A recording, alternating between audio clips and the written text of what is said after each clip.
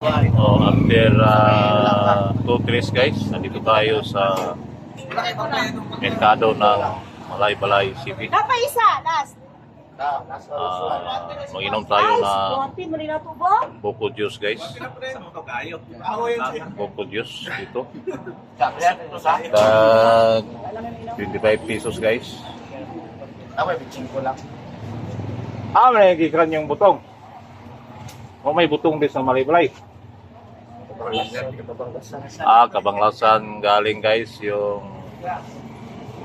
mga butong dito guys.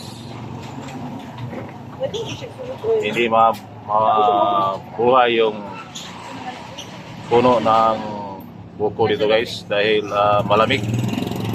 Malamig, masarap. Oh. Galing po ito ng municipality sa Kabanglasan. Butong ng Kabanglasan.